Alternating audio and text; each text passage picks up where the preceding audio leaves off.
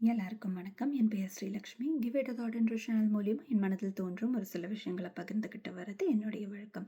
அந்த வகையில் இந்த வாரம் true extreme characteristics of human நேச்சர்ன்ற தலைப்பில் ஒரு சில வார்த்தைகள். பொதுவாக ரிலேஷன்ஷிப்குள்ள ரொம்ப நெருங்கினாலும் பிரச்சனை, ரொம்ப விலகி இருந்தாலும் நம்மளுக்கு கஷ்டமாக இருக்கும். இப்போ இந்த நெருங்குற ரிலேஷன்ஷிப் எப்படி விலகி போகுது அப்படின்றதுக்கு ஒரு சின்ன எடுத்துக்காட்டு தான் இந்த டூ எக்ஸ்ட்ரீம் கேரக்டரிஸ்டிக்ஸ்ன்னு சொல்லலாம். அது என்ன அப்படின்னா, ரொம்ப அன்பின் மிகுதியிலையோ இல்லை ஒரு கலோக்கியல் டேர்ம் ஆர்வக் கோளாறுன்னு ஒரு விஷயம் சொல்லுவாங்க. ரொம்ப எக்ஸைட் ஆகிட்டாலோ, உறவுகள் பக்கத்தில் இருக்கும்போதும் சரி, இல்லை எல்லா விஷயத்துக்குமே சில பேர் டக்குன்னு எக்ஸைட் ஆகும் பொழுது சில ப்ராமிசஸ் டக்குன்னு பண்ணிடுவாங்க.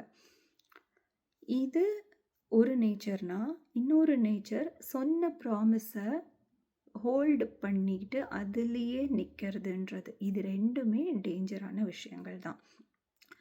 ஃபார் எக்ஸாம்பிள், இது ரொம்ப ரொம்ப நெருங்கின சொந்தத்துக்குள்ள ஒரு பாயிண்ட் ஆஃப் டைமுக்கு மேலே என்ன ஆகும்னா, அவங்க அப்படி தான் அப்படின்றது அவங்களுக்கு புரிஞ்சிடும். ஆனால் அதே உறவுக்குள்ள அந்த மாதிரியான ஒரு கேரக்டரிஸ்டிக்ஸோட சகஜமாக இருக்க முடியுமானா அது சற்றே கடினமான விஷயம். இப்போ உதாரணத்துக்கு, நான் வந்துடுறேன், நான் இந்த கல்யாணத்தில் இதை எடுத்து பண்ணுறேன், நான் அதை எடுத்து பண்ணிடுறேன், ஒரு கல்யாண பத்திரிக்கை வைக்க வரும்போது சில ப்ராமிசஸ் நம்ம அவங்கள பார்த்து அந்த மகிழ்ச்சியில் இதெல்லாம் நான் என்னோடய பொறுப்பில் எடுத்துக்கிறேன்னு ப்ராமிஸ் பண்ணிவிடுவோம். பட் அந்த ரியல் டைமை ஃபேஸ் பண்ணும்போது, அந்த ப்ராக்டிக்கல் டைம் வரும்பொழுது நம்மளால் அந்த ப்ராமிஸை கீப் அப் பண்ண முடியுமானா சற்று கடினமாக கூட வாய்ப்பு இருக்குது. அதை பண்ணுறதுக்கும் சான்ஸ் இருக்குது, பண்ண முடியாமல் போகவும் சான்ஸ் இருக்குது. இப்போ பண்ணிட்டா பிரச்சனை இல்லை. பண்ணாத பொழுது இது அதெல்லாம் நம்மக்கிட்ட நம்பி நம்ம பண்ணிடுவோம், அவ்வளோ எக்ஸைட்டடாக பேசுனாங்களே, இவங்க ஒரு வேளை கண்டிப்பாக நம்மளுக்கு பண்ணி கொடுத்துருவாங்கன்னு நம்பிக்கையோடு இருந்தவங்களுக்கு ஒரு ஏமாற்றம் வரும்பொழுது, அதுவும் கல்யாணம் மாதிரி விஷயங்கள், சென்சிட்டிவான விஷயங்களில் இல்லை ரிலேஷன்ஷிப்ஸ்க்கு இடையே இந்த மாதிரியான விஷயங்கள் ரொம்ப ரொம்ப டிசப்பாயின்ஸை கொடுக்கும்.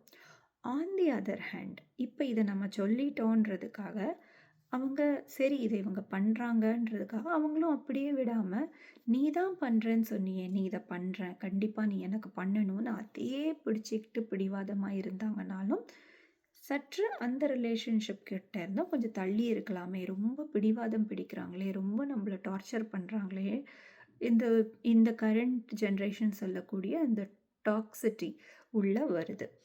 இப்போ இது ரெண்டுத்துக்குமான அளவுகோல் என்ன? இப்போ நம்மளால் முடியும், கண்டிப்பாக நம்ம அதை எடுத்து செய்வோம், அதை செய்யக்கூடிய ஆள் தான் நம்ம, அதற்காக நாம் கண்டிப்பாக முனைவோம்னா அந்த ப்ராமிஸ் ஃபேக் ப்ராமிஸாக போகாத பட்சத்தில் நம்ம அதை செய்யலாம். இல்லை நம்மளுடைய எக்ஸைட்மெண்ட்டை எவ்வளோ வருதோ ஓவர் த ஏஜ் அதை கொஞ்சம் கொஞ்சமாக குறைச்சிக்க ட்ரை பண்ணிவிட்டு என்ன முடியும், எப்போ முடியுமோ அப்போ அதை செஞ்சால் மட்டுமே போதும். மற்றபடி எவ்வளோ சைலண்ட்டாக இருக்க முடியுமோ இருந்துக்கலாம். ஆன் தி அதர் ஹேண்ட், ஒரு விஷயத்த சொன்னால் அவங்க தான் அதை சொல்லிட்டாங்களே, ப்ராமிஸ் பண்ணியிருக்காங்களே, பண்ணுறேன்னு சொல்லிட்டு, அப்போ அவங்கக்கிட்டேயே அது நம்ம கேட்கணும், திரும்ப திரும்ப போய் கேட்கணுன்றது இந்த மாதிரி ஆங்கிளில் இருக்கும் பொழுது அதை கொஞ்சம் மினிமைஸ் பண்ணிக்கணும்.